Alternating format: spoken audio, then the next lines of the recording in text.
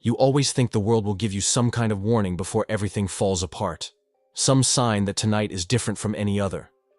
But the truth is, disaster doesn't announce itself. It comes quiet. It comes cold. And sometimes, it knocks on your door. It was the middle of October, just after midnight. I was alone in my grandfather's cabin, miles from the nearest town. I'd driven up there to get away from everything. My job, my divorce, the endless buzz of the city chewing through my sanity. The cabin was old, smelled of cedar and dust, and creaked like it was constantly exhaling. But it was peaceful. Until the knocking started. It wasn't loud, just 3 soft taps against the front door. I froze, the cup of tea in my hand trembling just enough to send a ripple through the surface. I wasn't expecting anyone. There were no neighbors, no nearby campers, no cell service. The second knock came louder, closer. I don't know why, but I suddenly felt wrong. Like the world had taken a step sideways. Like something had slipped through a crack that had never been there before. I approached the door slowly. The porch light was broken, so I couldn't see anything beyond the glass pane. Just darkness. Then I heard it. A voice, high-pitched, delicate. "Please let us in. It's so cold." Children. I felt something cold crawl up my spine. Who lets children wander through the forest at night? Who sends them? My hand hovered near the doorknob, but I didn't touch it. "How did you get here?" I called out. Silence. Then another voice, this one lower, but just as childlike. "We're lost. We don't know where our parents are." I reached for the flashlight on the table, switched it on, and angled it toward the window. The beam caught 2 small figures standing on the porch. Kids. At first glance, they looked normal. Pale skin, dark clothes, no shoes. But then they turned their faces up to the light, and I swear to you, I've never seen anything like it. Their eyes. They weren't eyes at all. Just pools of white. No irises, no pupils, just blank, gleaming, empty sockets. I dropped the flashlight. They didn't flinch. "We're hungry," one of them whispered. "Please, let us in." I didn't say a word. I just backed away slowly and locked the door. Then I locked the deadbolt. Then I pulled the dresser in front of the door for good measure. The children didn't move. They just stood there, watching. That was the beginning. I didn't sleep that night. I didn't even blink. Every so often I'd creep to the window and peer through the side of the curtain. They were still there, those 2 white-eyed children, standing perfectly still on the porch. They didn't speak again. They didn't knock. They just watched. And even through the glass, even without moving, I could feel them looking through me. At around 3:43 a.m., they vanished. 1 second, they were there. The next, gone. I checked the porch. Nothing. No footprints in the dirt, no marks, no sound of them running off into the woods. Just empty space and the whisper of wind through the trees. You'd think I'd feel relieved. I wasn't. The next morning I considered driving into town, but when I turned the key in the ignition, the truck wouldn't start. I checked the engine. The battery was gone. Not disconnected. Gone, like someone had lifted it clean out. I should have left then. Walked if I had to. But I told myself it was probably animals. That the kids were just kids with some weird disease or condition. But I knew better. Deep down. The second night they came back. I was sitting in the living room, rifle across my lap, all the lights on. That's when I heard it again. Tap. Tap. Tap. Not at the front door this time. At the window. I turned my head slowly. There they were. Faces pressed up against the glass. Smiling.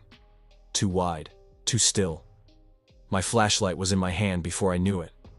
I shone it on them, hoping they'd back away. They didn't. Their skin seemed even paler now, like something drained of blood, waxy and artificial. Their eyes glowed under the beam, not from reflection, but from something within. Something alive.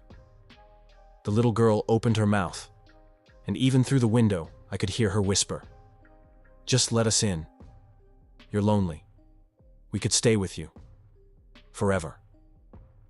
I backed away. The rifle in my hands felt like a toy.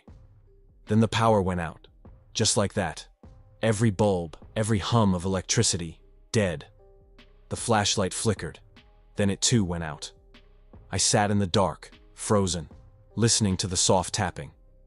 I stayed like that until sunrise. After the second night, something changed inside the cabin. I don't mean something physical. I mean something wrong. It felt like the place had soaked in the presence of those children like old wood absorbing water. Every sound, every shadow, every breath of air felt like it was watching me. I didn't open the door again. I nailed boards over the windows. I lit candles and kept the rifle loaded and close. Still, I wasn't safe.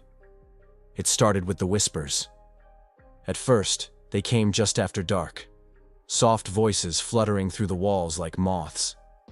I'd freeze and listen, convinced I was imagining things. But they grew louder, more confident. And they knew things. Things I never told anyone.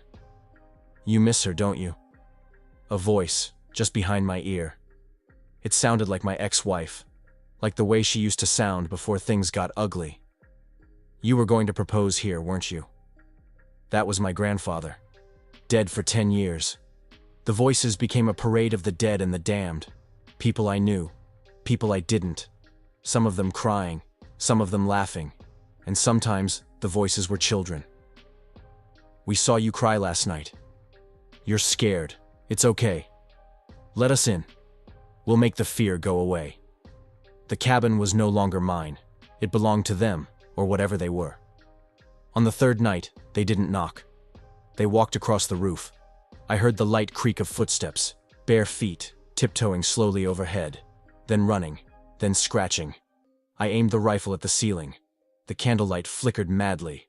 Something laughed from inside the chimney, too deep and gravelly to be a child, but too small to be anything else.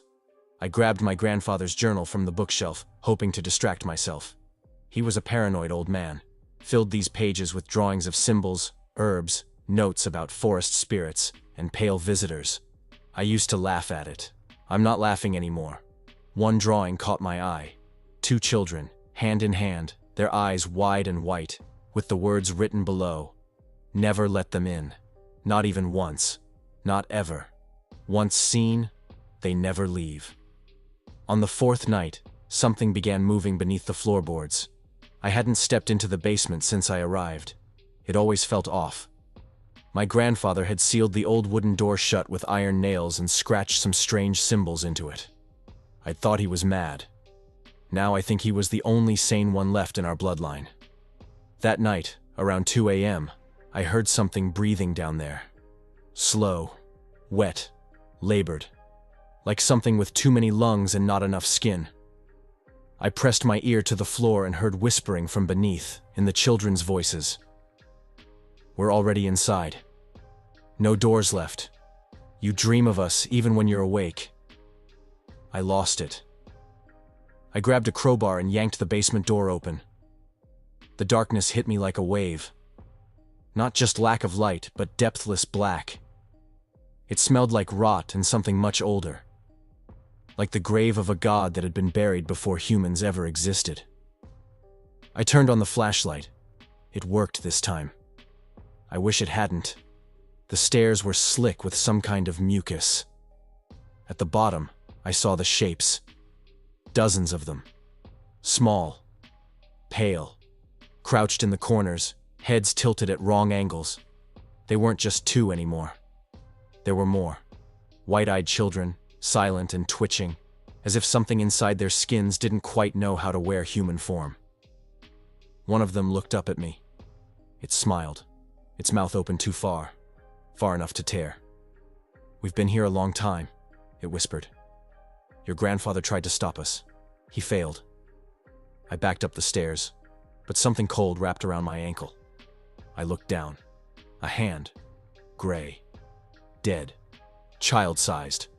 I screamed and kicked free, slammed the door, nailed it shut, then burned the nails with a lighter for good measure. They didn't come up, but they didn't need to. The whispers didn't stop. They multiplied, in every wall, in every pipe, even in my head. By the 5th night, I had stopped sleeping, but somehow, I still dreamed. I'd close my eyes for a second, just to blink or breathe, and suddenly I was standing in the woods, barefoot and shivering, the trees around me whispering in a voice that sounded like my own. The dreams all began the same.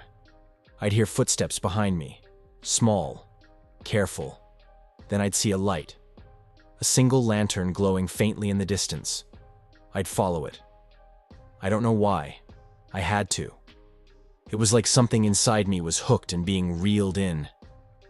Every time I reached the light, it turned out to be one of the children, holding the lantern with a hand that bent the wrong way.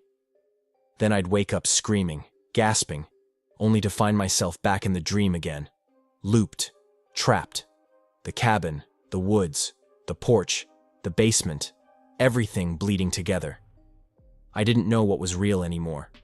The children had found a way in, even though I'd never opened the door. They didn't need doors. They needed weakness. And I had plenty of that. On the 7th day, I found something on the porch. A photo. Old, black and white, curled at the edges. It showed my grandfather as a young man, standing with 2 small children. The same children. White eyes. No expression. No shoes. The back of the photo read, "Never let them in again." Again? My grandfather hadn't just known about them. He'd met them. Maybe even survived them. Barely. And now they'd come back for me. That night, the radio turned on by itself, crackling static. Then a voice. Mine. "Let them in. Let it end. Let it be quiet." I laughed, or cried, or both. I don't remember. I was losing time. I was seeing them in the mirrors now, in puddles, in the grain of the wood, every pattern, every flicker, every sound. Them. I didn't plan to give in, but I did. On the 8th night, they knocked again. Only once. Software, I didn't move. I didn't breathe. Then a sound I hadn't heard before. A child crying. It wasn't eerie. It wasn't ghostly. It sounded real, heart-wrenching. Gut-level sorrow. I couldn't help it. My hand moved to the door. "You can't save them," I whispered. "You're not real." But something inside me, the part that still believed in goodness, in hope, reached for the handle. The crying stopped instantly, and a small, calm voice said, "You just did." I opened the door, and they were gone. No children, no fog, just stars above, and silence so deep it rang in my skull. I waited. An hour passed, then 2. Still nothing. It wasn't over. I knew it wasn't. But something had shifted. I closed the door and turned. That's when I saw it. On the wall. A message scratched deep into the wood in jagged childlike writing. "You let us in." I dropped the flashlight. I ran to the mirror above the fireplace. And I saw myself. My eyes. White. "It's been 3 months since anyone's heard from me. You might find this journal. You might think it's all a story, a breakdown, a delusion. But if you find the cabin, and it's night, and you hear a knock, don't open it. No matter what they say. No matter how lonely you are. No matter how much you want it to end. Because once you see them, once you know they exist, they're already inside."